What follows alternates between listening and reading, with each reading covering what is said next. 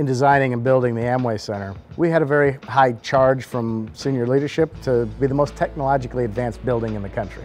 One of the driving factors for all determining number of screens and the number of signs and the number of LEDs and pixel sizes and all that was the intention to deliver to our corporate partners what we call our moments of exclusivity.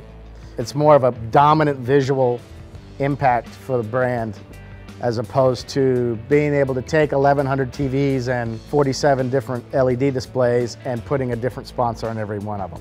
So that literally at a punch of a button, we can change or go to our moments of exclusivities, MOEs as we call them.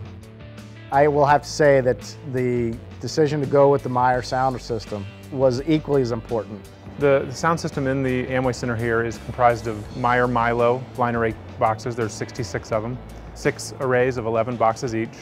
On top of each array are 4 M3D directional cardioid subwoofers. There's also 30-some UPAs that do downfill coverage underneath the scoreboard, as well as a delay ring for the very top rows. And that's basically a concert-grade sound system that we use. It's the installed system in the arena, which is not very common to have such a high caliber and powerful sound system in an arena.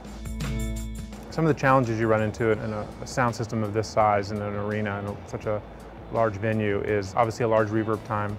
You have to have very directional boxes that can point the energy at the audience and away from surfaces that don't need to hear the energy. Meyer system does that very well, especially in the low end. A lot of arenas have that slap kick drum effect that you hear, kick drum that comes back at you, and because of the directional subwoofers, that you really don't have that here. The low end is extremely tight.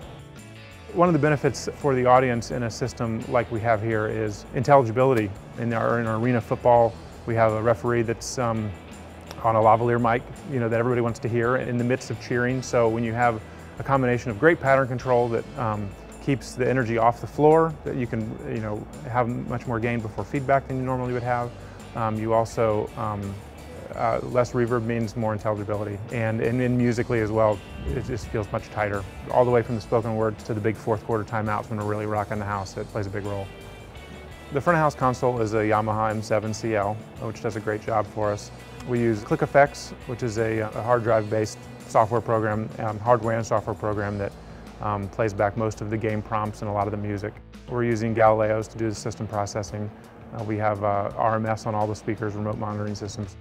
A lot of times we'll have an event in here that doesn't have a full house and is not completely full of people. So in that situation, when we have maybe a few hundred or even a few thousand people sitting in one area, we'll use the Galileo system to mute the outputs of speakers that aren't pointed at people. It's a powerful tool to be able to mute certain zones, and we do that quite often to maximize the intelligibility for the group that is there and to keep down on the noise clutter for the people that aren't involved in the event.